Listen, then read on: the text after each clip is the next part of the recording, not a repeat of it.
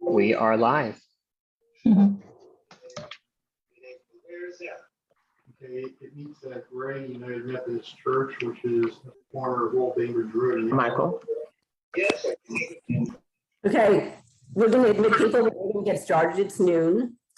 Welcome everybody to our first in a series of Lunch and Learn presented by Holocaust Education Resource Council, known as HERC. Today is a very special day that we're planning this on International Holocaust Remembrance Day. It recognizes the 77th anniversary of the liberation of Auschwitz, and we're going to talk more about that later. We wanted to recognize some special people that are on, but they're still joining. And I wanted to say thank you to everybody for, and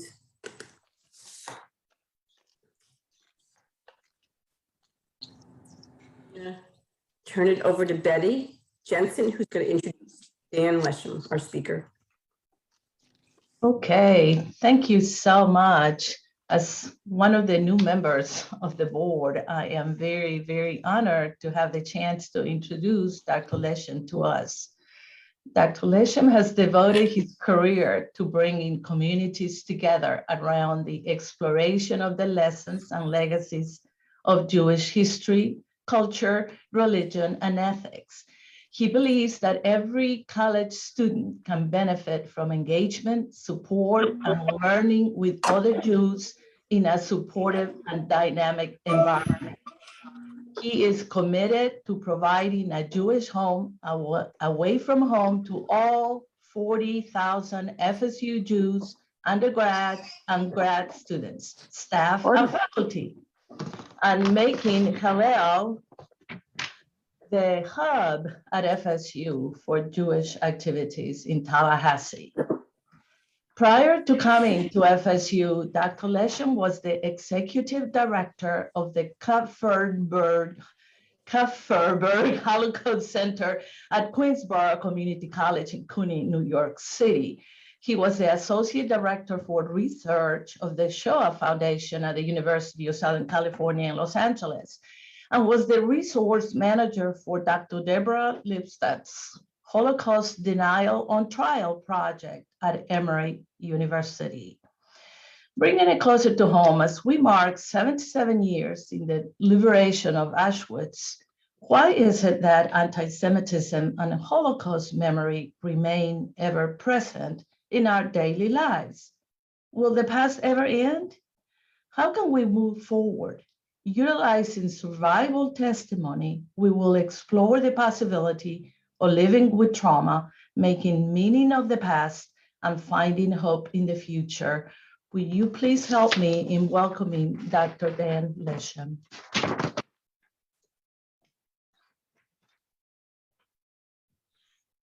Thank you so much, Betty, Barbara, and Herc, and all of you for joining today. It is a great privilege. Pleasure might be overstating the severity and solemnity of the day, but I really enjoy being able to share some of my experiences. In particular, my experiences thinking about some of these issues with this community, with our community.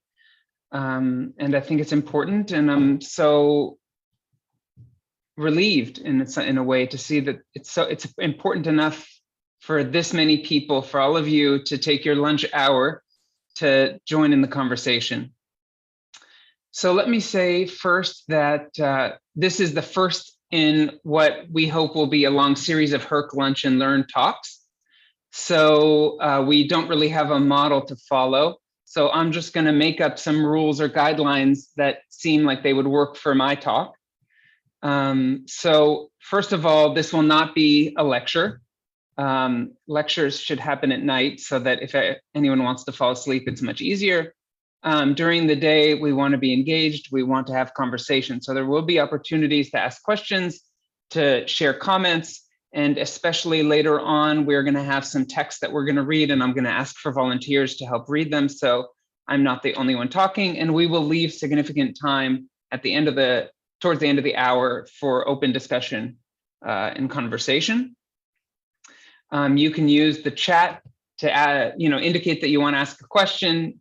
You can raise your hand if you're on video. You can also use the little reaction icons on the bottom of the screen, and one of them is raise hand.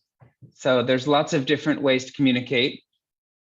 I am going to share a PowerPoint because there's some things I want you to see that, and there's no reason to stare at me while I talk. But that makes it a little bit more difficult for me to see your reactions or who has a question. So Barbara and other people are monitoring the conversation, and hopefully they'll notice if you have something to say. So let me try to share my screen here. Hold on one second. What is happening? All right. Let me try one more time. Okay, hopefully you guys see it. All right. Okay, we'll start here. So first of all, let's all acknowledge that it's the year 2022. We are 2 years into the COVID pandemic and everything is upside down.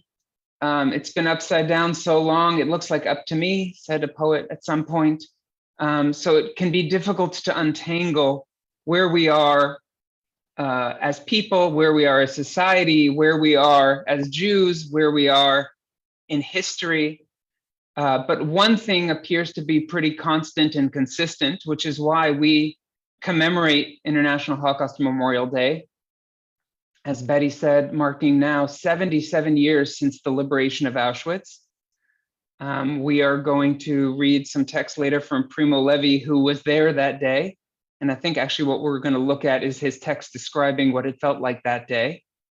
So the question I start with is,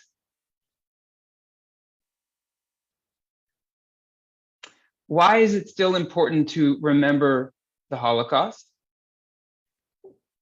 And on top of that, another question is layered in. Why does it seem in some ways like the Holocaust isn't the past, but is something actually very present, and it can be very difficult to remember something that is still happening? And why all these images, except this bottom right corner one, which is a COVID image, but not this here, all these other images are from the last year, and many of them are from the last week. Why is the Holocaust, and why is a great deal of the racial ideology, and certainly the specific targeting of Jews, why is it so contemporary? Why is it so current? Why can't it yet be relegated to the past so that when we say we're going to remember it, we can view it from a distance, right? It doesn't yet seem like we view the Holocaust from a distance. It's right up close. It's probably, if we opened up the Washington Post right now, 5 articles on the front page before we even started scrolling would tell us something about Jews or the Holocaust. And a lot of what's happening and a lot of what's been said is disheartening and seems like it misses or it fails to memorialize the Holocaust, certainly in the way in which I would want to see it memorialized or understood. And I will argue and I will share my perspective that it seems very, very far from the ways in which survivors themselves hoped that this history would be remembered. And I spent my career reading the texts and listening to the video testimonies of thousands of survivors. And of course, talking about survivors and listening to survivors is to acknowledge the many more millions who didn't survive and whose testimonies we don't have at the Shoah Foundation and whose books we don't have to read at the library. All right. This Tennessee board removes mouse from the curriculum. This just happened yesterday. It was a discussion that came up on one of the groups I'm a board of today. It doesn't really fit with the other things, but it's absurd in its own way and connects to other trends in society. So if someone wants to talk about that later, I'd welcome that conversation as well.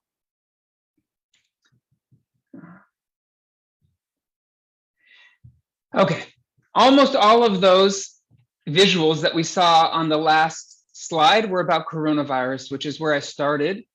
And unsurprising to people who study history, especially the 20th century, massive social upheaval almost inevitably leads to anti-Semitism, the singling out of the Jews, usually in very complex and contradictory ways, as we saw in the Nazi period. Jews are both the capitalists and the communists. Jews are both the poor and the wealthy. Jews are the internationalists, and Jews are the hyper-localists, hyper-nationalists. So Jews get framed as the boogeyman, the people out to get us. Now, that being said, I don't think in the case of COVID, it's an entirely random that people are identifying with Jewish victims of the Holocaust. I think there are some, albeit minor, similarities between the situations. I think that in the metaphor of the Nazi period, Jews were very often framed as a disease, as either a cancer or a parasite, as something unhygienic, as something that can infect you. And I think that that's actually a fairly apt comparison to how someone who refuses to be vaccinated might think people see them, as someone who carries a disease and as someone who could be infectious. There are in some places, though not certainly in Florida, certain behaviors that aren't allowed by law if you aren't vaccinated. That's kind of similar to the Nuremberg laws about what Jews could and could not do in Germany. From a certain method of looking, if you're in a state where there are limitations on what you can do, you could see that one group of citizens is given more freedom than another. And there seems to be finally a similarity around, like, it's something I believe. I'm being punished for something I believe. Just like Jews were punished for what they believed, I'm being punished because I don't believe in vaccines, or I don't believe in coronavirus, or I don't believe in any other thing. But where does that analogy fail? And let me also say, none of this is political. This isn't to talk about politics. This is happening on both the left end of the political spectrum and the right end of the political spectrum. I find it all problematic. I find it all to be a way of not remembering the Holocaust, of misremembering, of misappropriating and abusing the memory of the Holocaust. It's not about which political end of the spectrum. It is somewhat about the politics of memory. And it's also just about society and how we mourn, or if we allow ourselves to mourn. I think that the things that are other, the dissimilarities, are much more profound than the similarities, because in the case of coronavirus, we are talking about an actual disease, whereas in the Holocaust and in Nazi ideology, it was Judaism itself that was in the blood that was the disease. So there is no option to vaccinate yourself. There's no cure. It didn't have to do actually whether you believed in anything or not. It was something that you simply were. It was not about being allowed into a bar or restaurant or being excluded from a bar or restaurant, although that also happened, but it was about being systematically hunted unto death. And, you know, the final point that I'll make for now, but these could go on, there's other similarities and other dissimilarities, is that although the Nazis treated Judaism as a public health threat, it isn't, whereas COVID undoubtedly is. And the thing that people fighting vaccination are fighting is a vaccine, which irrefutably saves lives. And the cure that the Nazis were offering was the total annihilation of the Jewish people. So, like, it seems almost pedantic to talk about these comparisons as though they are literal or real, but these comparisons are being made constantly. People putting on a Jewish star that says non-vaccinated, as we saw in the previous slide. What does that mean? Well, it covers over what the reality of the Jewish star was. Obviously not something that anyone chose to wear. It wasn't a protest. It was something that Jews were forced to wear, not to be subject to a voluntary exclusion, but to be marked for death. And I think that we run a great risk when we borrow and misappropriate and want to see things as similar, even in this kind of a case where the dissimilarity is so overwhelming and vital. The mistake is so crucial. The mistake when Robert Kennedy said that at least in Nazi Germany, Anne Frank could hide in an attic, and that's something I can't do because the government is monitoring me with 50 satellites everywhere I go. Let alone the fact that Anne Frank, as we know, wasn't in Nazi Germany.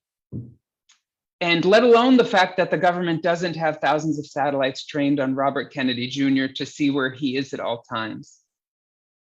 There simply isn't a comparison between a continental-wide hunt that has one purpose, which is the murder of Jews, and a national attempt to vaccinate members of the population against an undoubtedly infectious and deadly disease. Now, why am I harping on this? Well, part of it is just that this is the context in which the Holocaust is coming up the most in recent days, over the last days, months, and a couple years, really. This is each Holocaust Memorial Day, we have a different challenge in front of us, which is how do we remember this year? How do we build up and fight for what is right? What is the voices, the memory, the experience of those who went through and those whose families went through? How do we fight against whatever the threat to that memory is at that time? So why is the Holocaust used in this way? Why do they keep coming back to the Holocaust? I think there's actually a really, really complicated question, but there's a couple ideas I have here, and later I'd love to hear other ideas. First of all, the Holocaust has become a universal signifier for suffering. The Holocaust, and I think in most people's minds, is the worst imaginable thing that could happen. It's the example of evil bar none. And I'm going to be quoting later from Viktor Frankl as one of the survivors maybe you have encountered before, but he describes suffering. He's a scientist, so he gives these metaphors that are very scientific, but he says, just like a gas, if you inject some amount of gas into a sealed room, the gas distributes evenly, so the room is full of gas regardless of the actual amount of gas that's in there, which is kind of abstract, but what he means is, suffering feels like you're suffering as much as you possibly can, whether your suffering is a lot or a little, that it's always relative. Each person's suffering feels like a lot to that person, right? So that it is possible to imagine that someone feels so oppressed by COVID and the ways in which it is changing and affecting their lives, that they feel like they're suffering as much as they could be suffering. I'm a parent. I run Hillel at FSU, which is a nonprofit business. I know that my life has been made immensely more difficult by the COVID epidemic, no question. Now, why don't I say it's just like the Holocaust?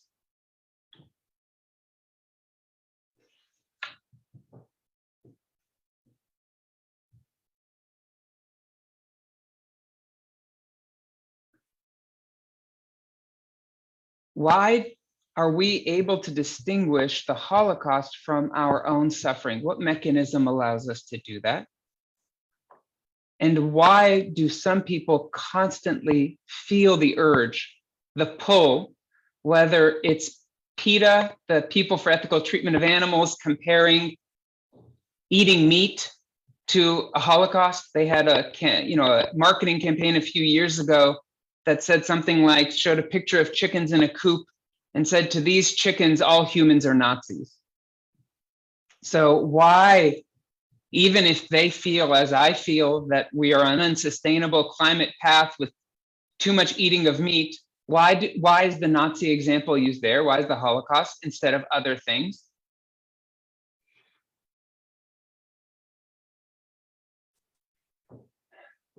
So I think that the answer often from these types of groups is we want to get people's attention. We want to show that something extremely dangerous is about to happen. But what's the problem with that? What's the problem with always reaching for the Holocaust, always reaching for the yellow star to describe whatever happens to be happening in your life? My argument is that it re-victimizes the victims. Why? In what way is it a re-victimization? In what way does it re-victimize? Well, on the one hand, it objectifies the Jews, their experiences, and their self-understanding.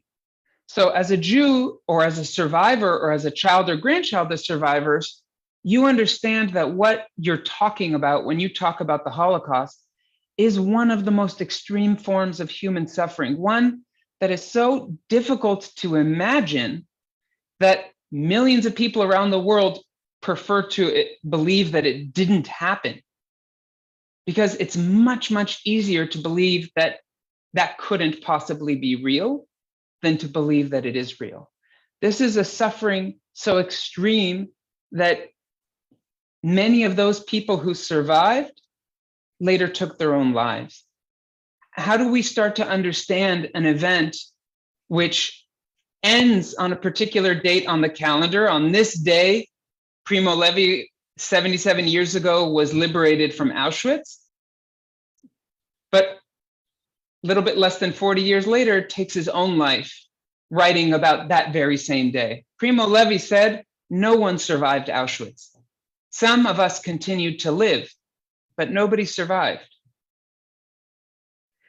So how can that compare to an experience I might have as an American Jew living in 2022 in a home in Tallahassee? Yes, there's anti-Semitism, and this, I think, is one manifestation of anti-Semitism.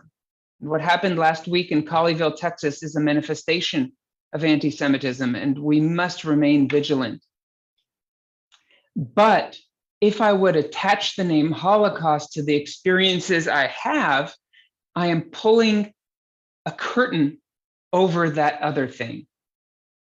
By calling things happening now Holocaust, I am obscuring the reality, the distinction, the specificity of what happened then. And really interestingly, Elie Wiesel has an amazing line in his testimony night where he talks about this difficulty of language and what happens when you use the wrong words. He says, you want survivors to, basically, I'm paraphrasing, you want survivors to tell you what they went through. How do I tell you how it felt to not eat for 3 weeks when you already used the word hunger to describe missing lunch by an hour? What word do I have to tell you what that was like for me? I mean, this reminds me, when I was teaching a few years ago in Southern California, I discovered that students were using this phrase to describe a really difficult test that they thought they did poorly on. They said, "Oh, that test completely raped me." And the first time I heard that, it was just like, I couldn't believe that these students that I knew and that were coming to the Shoah Foundation, they were students of the Holocaust, they were interested in these issues. How are they using the word rape to describe bombing a math test that they themselves were responsible for not studying sufficiently for? So what happens to our language? What are we doing to people who experience and suffer in extreme ways when we refuse to allow them to own the words that describe their experiences? So every time we say, for instance, as Lara Logan did, I don't know if I'm pronouncing her name right, don't really care, that Dr. Fauci is just like Dr. Joseph Mengele. Joseph Mengele sat, when it was his shift, there were other doctors at the what you could call the lobby of Auschwitz, just outside the gates. And as tens of thousands of people were disgorged from the freight trains that brought them to the camp, he would do 2-3 second evaluations of the people standing in front of him and would wave a finger one way or the other, which meant that that particular Jew would either go directly to the gas chamber or would be in the privileged position of being worked to death in the slave labor camps that were at and around Auschwitz. So in what sense is Dr. Fauci just like that?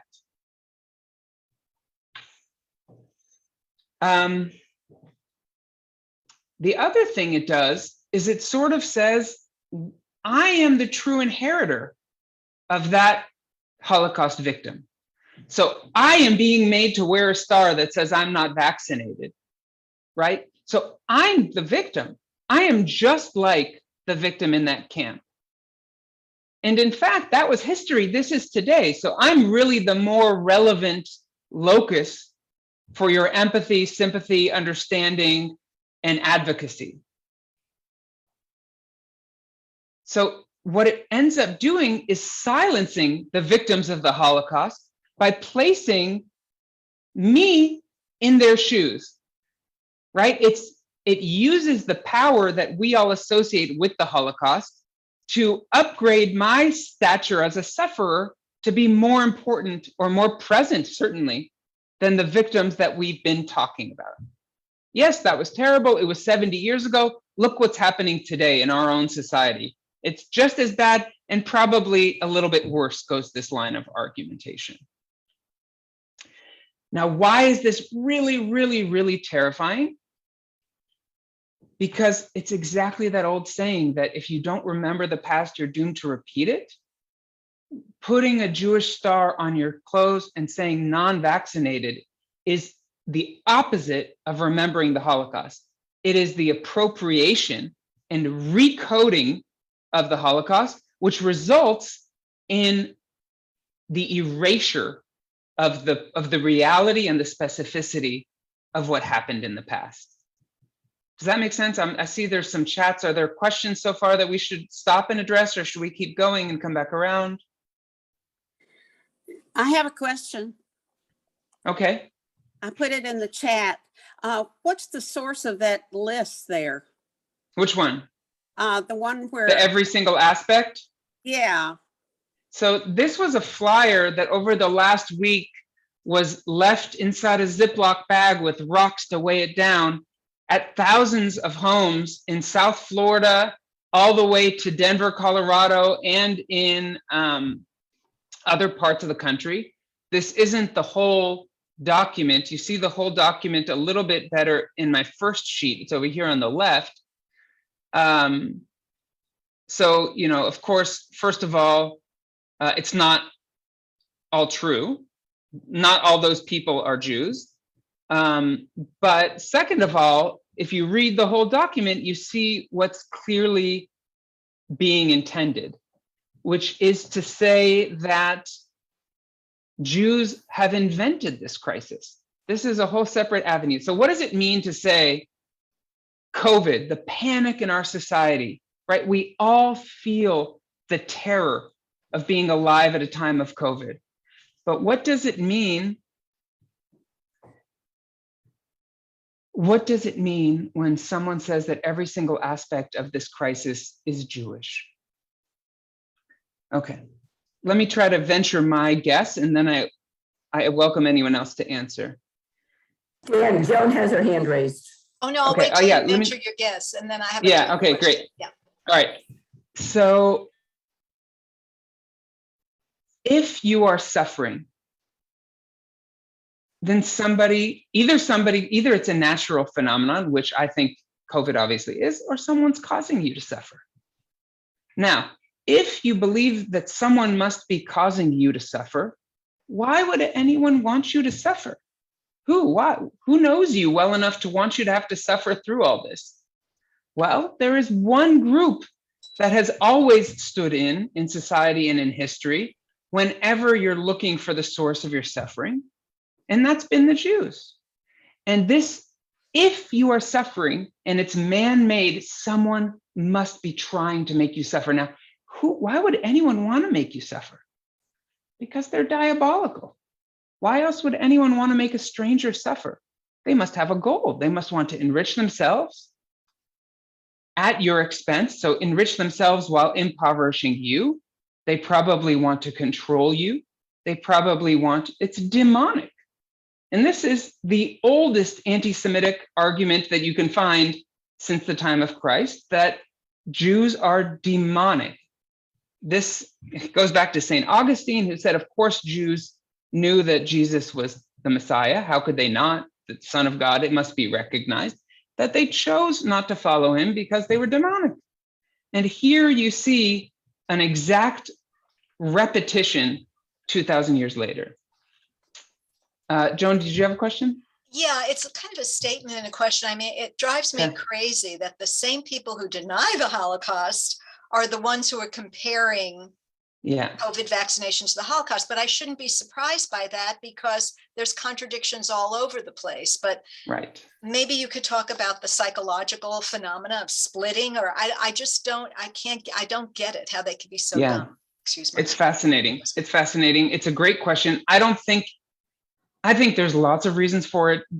I don't think that dumbness is the main reason. You know, I studied Holocaust denial for many years, and many deniers will say, there's no such thing as the Holocaust. Next sentence, if only Hitler had finished the job. So what does that mean? What does it mean? Which job should he have finished? So it's like the mutual contradictoriness, but this is actually a very typical feature of conspiracy theories and conspiratorial thinking, that really you're trying to make square pegs fit in round holes, which you rationally can't do. And the only way you can do it is by cutting the ends off a lot of thoughts and smushing things together that don't actually fit comfortably together. Yeah, I see another hand. And then we'll move on and have more questions later. How do they, those people who don't know history, obviously, and I agree they're dummies, how do they put in that equation, and I'm getting off of Judaism, but how do they put in the equation of all the people that might not have been Jews, that were gypsies, homosexuals, people who supported Jews that were probably Christian, all the other people that were also killed by Hitler? How do they justify that? Because it wasn't just Jews. How do they Obviously, explain don't know that their history. historically? Like, how do they explain that?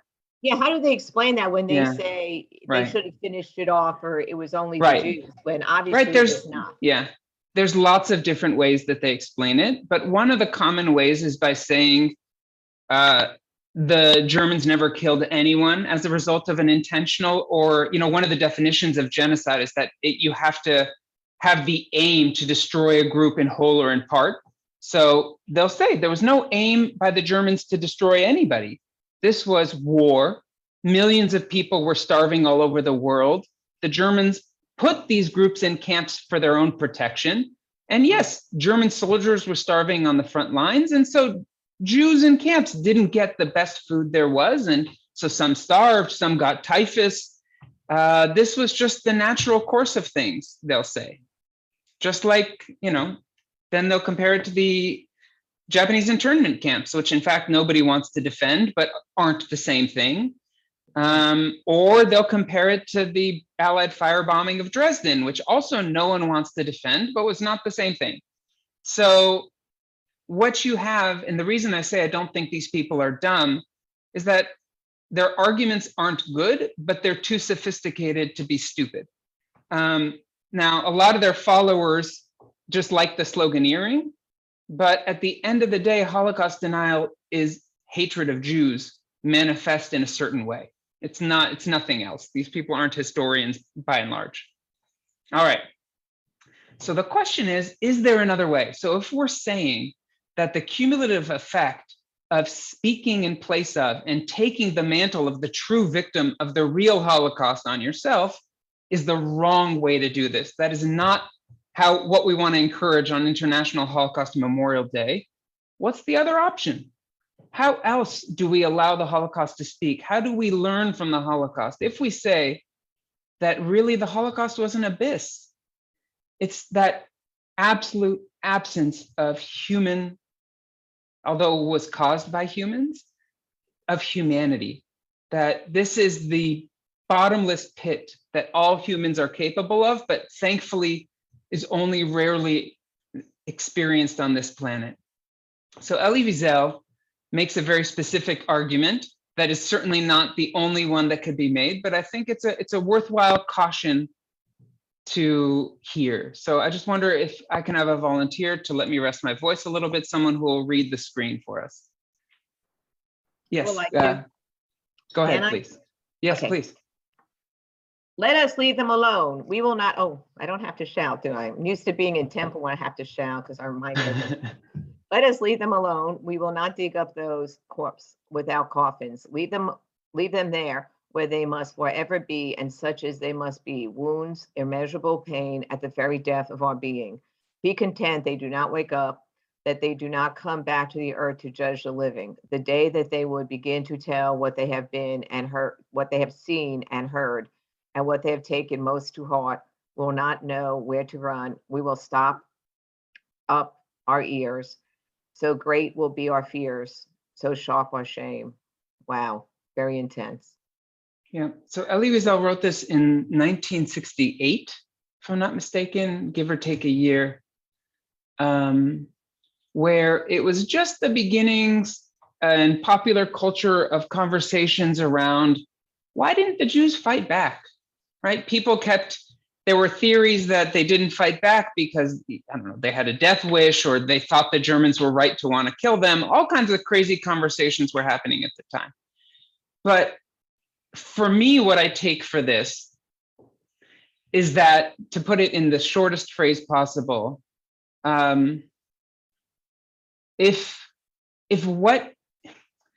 if you want to speak without listening, it's better that you say nothing at all. That silence about the experience of the victims of the Holocaust is worth more than 99% of everything that's been said about them.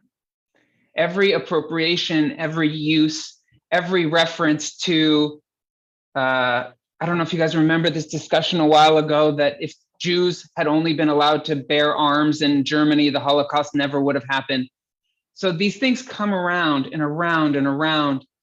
And for a survivor to write a text called A Plea for the Dead, right? So even he is speaking in someone else's name, but the person in whose name he's speaking is someone who can't speak for themselves. They're dead in this case. It's not him appropriating, it's him saying that it would be better for us to be silent than for us to think we have so much to say. Which I think is a provocative suggestion. The fact that we have International Holocaust Memorial Day, and I think there are 4 commemorative programs in Tallahassee today, is a sign that we have not chosen the way of silence, and maybe we didn't have a choice. Maybe all this stuff that's happening around us in society is taking silence away as an option for us. Yeah, Barbara, did you have a question? Well, actually, 2 people had good questions that I want to share with, if they want to ask. So Avi asked, can you explain the definition of a survivor? Because that's, maybe some people here might know technically what a survivor, because it's been going on for years, what's the definition? And Elizabeth had a question, I think, about language. So I'm gonna just wanted to add that. Go ahead. Okay, so I'll speak to Avi's and then we'll get Elizabeth to ask hers. Okay. Right. So Avi, I think you raise a really interesting point, and I've been using a term that I haven't defined, which is terrible practice on my part. But part of the challenge is that there isn't one definition for who is a Holocaust survivor, but that's the group that I'm talking about. One definition that was used by the Shoah Foundation when I worked there is that a survivor of the Holocaust is anyone who at some point in their lives lived under Nazi occupation or domination and survived, right? Because we're not talking about victims yet.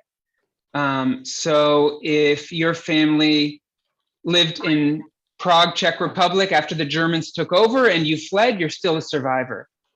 Others, including many survivors of the camps, have said to me that they don't consider anyone a survivor who wasn't in a camp.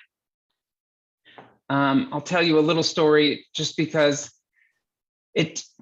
when you work in this field, there are very few moments that pierce through the calluses you've built up around these topics, because you can't stay in a career or profession like this very long if you get affected by everything in the same way. But I had a survivor in one of my groups when I was running a Holocaust museum in Queens, New York. He was a Hungarian who at age 11 was put into Auschwitz with his mother and his younger brother. This is in the Great Hungarian Massacres at Auschwitz in summer 1944. And he said to one of the other survivors in our group, who had been a child in hiding in France, she was hidden in a monastery. And he said to her, you know, you talk so much in here. This is a man in his late 70s, early 80s. You're always talking about what it's like to be a survivor. He said to her, you're not a survivor if you never had to step over the bones of your best friend to reach for a crumb of bread that someone else had dropped. And on the one hand, as a person facilitating that group, it's a horrific thing. Like, who's telling someone else that she's not a survivor or it's not her experience? On the other hand, this was his reality. This was his real lived experience. So I think it's an open question, Avi. I think that when I'm talking about survivors specifically in this talk, I'm talking about ones who've written texts or who have given testimony that I'm referring to explicitly. And I think, in fact, that Elie Wiesel, Primo Levi, Viktor Frankl, and Jean Emery, the readings I'm going to show later if we have time, they were all actually at Auschwitz for some length of time. The truth is that most of the people who died in the East with the Einsatzgruppen, 1.5 million Jews before Auschwitz ever really got into action, there's almost no narratives because the killing rate was so high there. There's almost no survivors. So what was, and I know it's all answers are unsatisfactory. It's the questions that matter, but we can talk more later. But what was Elizabeth's question? Thank you. I appreciate that you mentioned language, and I'd like to know, because I'm on the HERC board, is there some language we should avoid when talking about HERC's mission, or some language that we should specifically use when we're talking about HERC's mission, maybe some do's and don'ts language-wise? It's a great question. I'm glad that you're thinking along those lines. It's very encouraging. I don't have any specific guidance. I mean, again, the obligation, the important thing about learning the Holocaust, to me, this is Dan's mission in life around Holocaust education. The important thing for us to recognize is that we are responsible for each and every utterance we bring into the world. Each time we summon up the memory of the survivors and of the victims and of the actions of the perpetrators, we have a responsibility to get it right. It doesn't give us a template, because in fact, if we could know what was right in advance, we wouldn't be responsible each time, because we would just say the right thing each time. The point is the struggle, and to think through the implications of what it all means, and what to take Elie Wiesel is saying here is, when you speak about the Holocaust, imagine to yourself that that victim is standing there in front of you. Now, would you be ashamed or would you be proud? What would be the effect of your speech on that person who is there and has now been silenced by history? And if you wouldn't be proud, if it's not helpful, like I think about so many people read Elie Wiesel's Night, right? But what's the purpose? And more importantly, what does it make you do next? When I used to run a Holocaust center, I'd get that question all the time. I'd give a talk about Elie Wiesel, they'd come up to me, so what am I supposed to do now? It's a different question than yours, but what should I do? And I would say, if I could tell you what you should do, then you wouldn't be responding to your own responsibility. The important thing is that we all feel and recognize the ways in which these texts and this history implicates us. And it bestows upon us, whether we asked for it or not, a responsibility. And how we respond is always individual. It can't be a rule that I give to anyone. But to reject that responsibility, to say, I'm not bound by what I've just encountered. I refuse to be a witness to your witnessing, to your text, to your testimony. To me, that's one of the greatest violences that we can do to many people who are already dead. This is what I see in that Jewish star not vaccinated. It's a refusal to hear what they're actually saying, to meet the survivors and the victims on the cusp of that silence. It's to say, I can borrow what you went through and make it mine, I think we have Holocaust Memorial Days every year, and even 2 times a year if we do the Israeli one as well. And if we recognize Kristallnacht, all the better, because we forget. Not because we want to forget, but because we can't remember this all the time. So I had a couple other texts from survivors, but I'm also open to finishing with presentation mode and just opening the conversation. So let's put up one more text and then we'll see what happens with the conversations. There's another,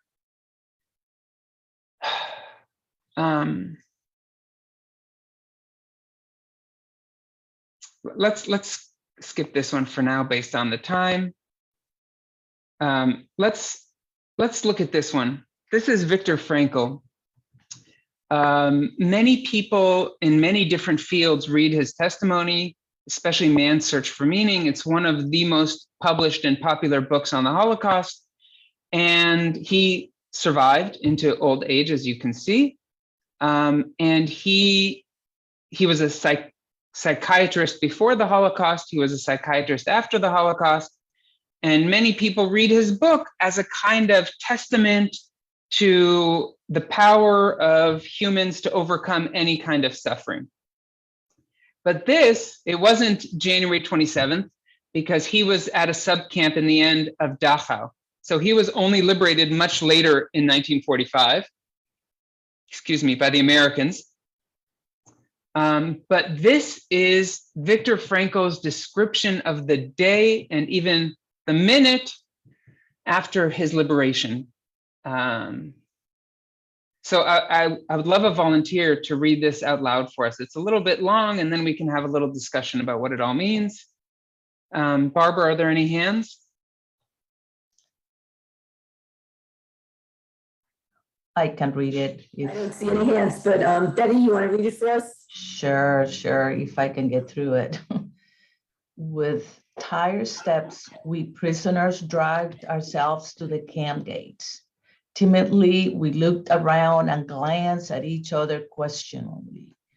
Then we ventured a few steps out of the camp. This time, no orders were shouted at us. We walked slowly along the road leading from the camp. Soon our legs hurt and threatened to buckle, but we limped on. We wanted to see the camp surroundings for the first time with the eyes of free men. Freedom, we repeated to ourselves, and yet we could not grasp it. We had said this word so often during all the years we dreamed about it, that it had lost its meaning. Its reality did not penetrate into our consciousness.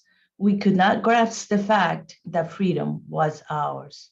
In the evening, when we all met again in our hut, one said secretly to the other, "Tell me, were you pleased today?" And the other replied, feeling ashamed as if he did not know that we all felt similarly. Truthfully, no. Thank you. Wow. Thank you. So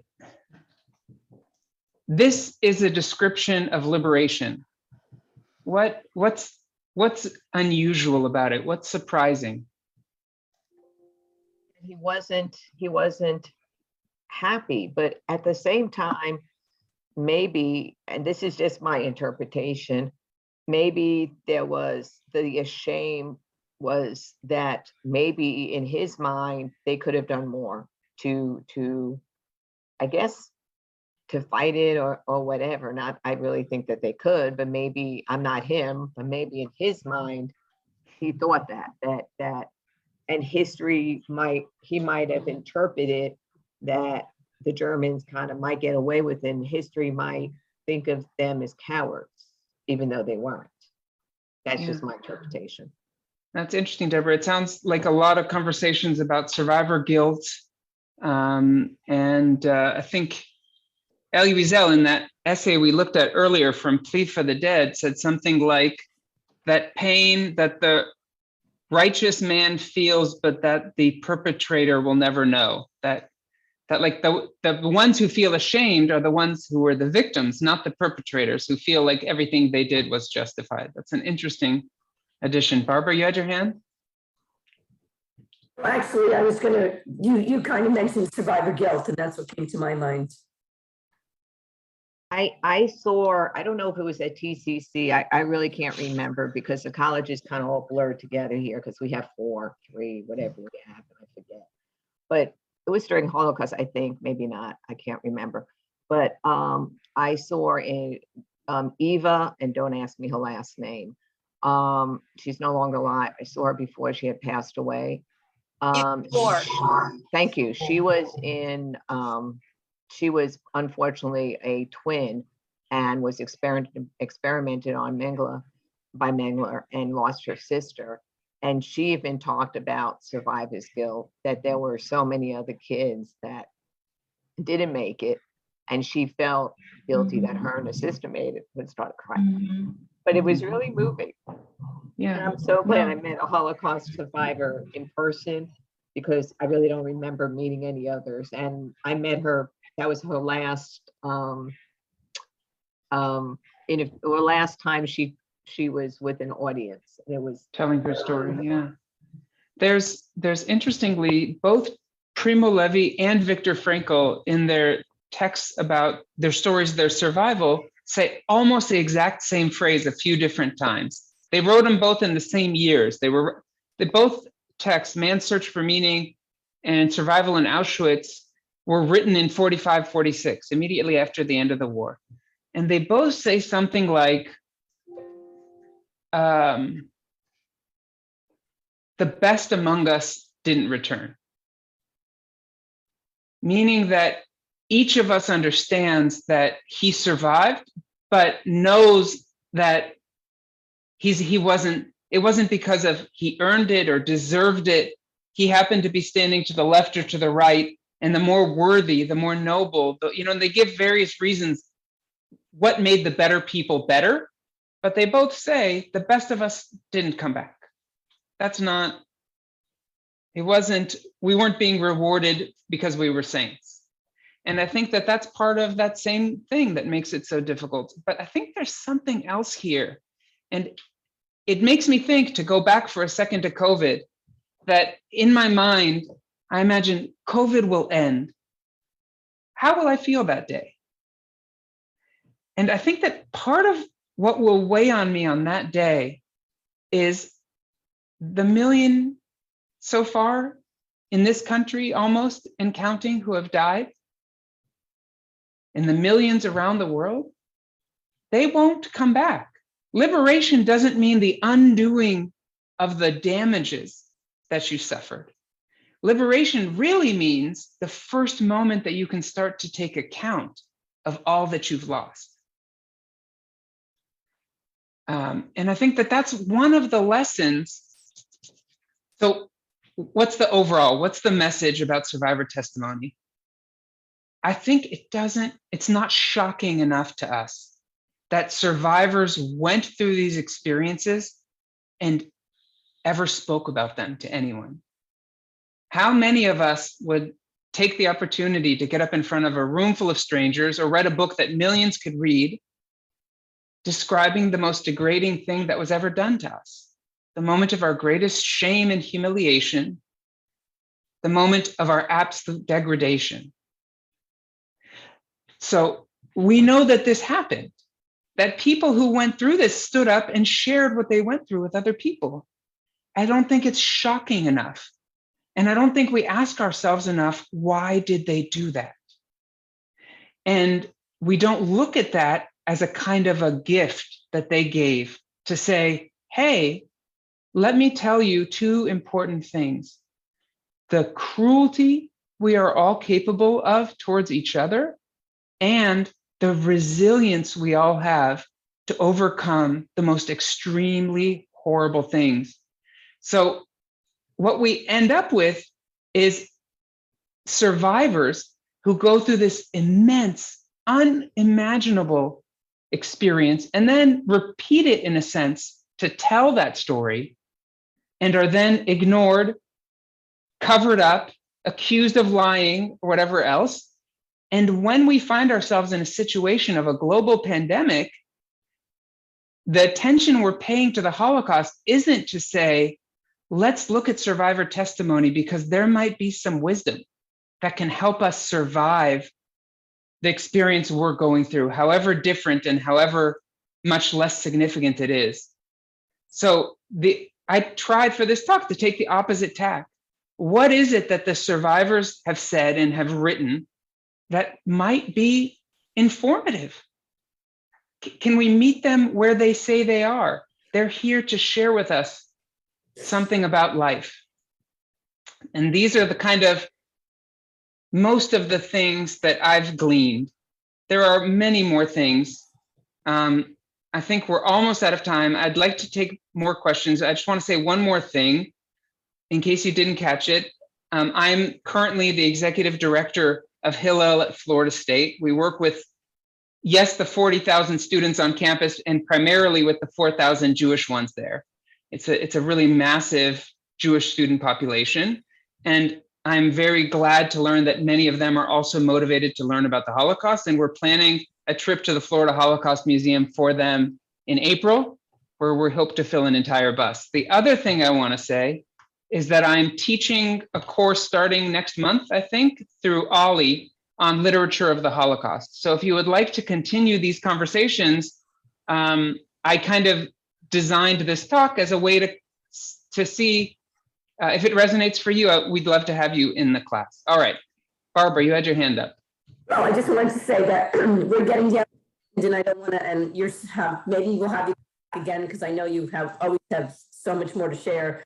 Do you want to have any short testimonies you want to share? Or do you want me to kind of start wrapping it up? What do you, Dan, you're such a good person.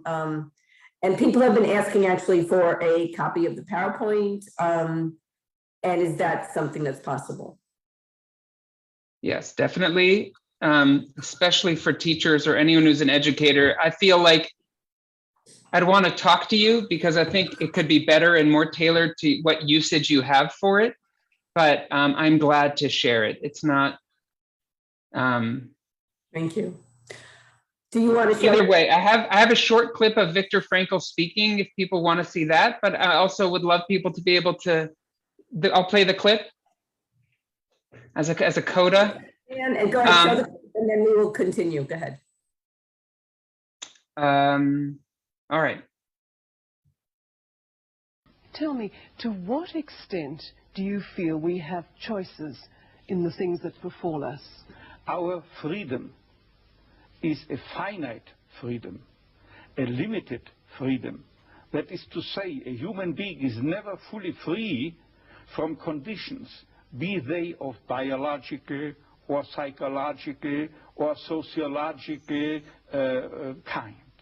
But the ultimate freedom is always and remains always reserved to ourselves. That is the freedom to take a stand to whatever conditions might confront us. How we react to the unchangeable conditions is up to ourselves. In other words, if we cannot change a situation, we have always the last freedom to change our attitude to that situation. Dr. Frankl, give me an. All right, that's the end of what I wanted to share, but I have time. If people have time and want to have other reactions or conversation, please. Yes, so we're not going to close this program at 1 because Dan said he would stick around if anybody else wants to stay. Please be welcome. We're not going to stop at 1 o'clock, but we wanted to just say, start thanking everybody. I want to make an announcement that as of now, we have a campaign going on. Thanks to Ken Batwell, who's here, and his wonderful family. And Ken, would you unmute and tell us a little bit about this campaign that is really so important for HERC and for Holocaust education? Thank you, Barbara. I want to thank Dan. That was excellent, Dan. Just a fantastic job. Thank you so much. As you were talking, I was thinking it's going to take everything that you can do. It's going to take everything that Barbara can do. It's going to take everything that all of us here can do. It's going to take millions of people in order to fight this anti-Semitism. And just a quick thing, the Holocaust was not a sudden thing. It was a result of 1,000 years of anti-Semitism that have been built up, which means that if we don't fight anti-Semitism now, we can have another Holocaust at some point in time. So it's incumbent upon all of us, and our family wanted to do our part. Jean, my late wife, this was really important to her. And so we encourage you to join us in making contributions to HERC, because what HERC's doing is so important. So hope you'll join us. Thank you. You're mute, Barbara. Thank you. Thank you, Ken, very much. And if anybody wants more information, you can see it on the HERC website, which is holocaustresources.org. And if anybody has any more questions, Dan will be happy to answer them. And if you'd like to contribute to the campaign, that would be very special because we're getting close to our goal. And we can do a lot more as we move forward for the year. And this will be, you'll be finding out about more lunch and learn programs as we plan them. So any more questions for Dan before it's now a little bit at 1 o'clock. So I'm going to be mindful of everybody's time because this is lunch hour. And so we'll give it a few more minutes. I don't want to stop such a great conversation. And feel free to unmute yourselves because Dan loves having conversations about this.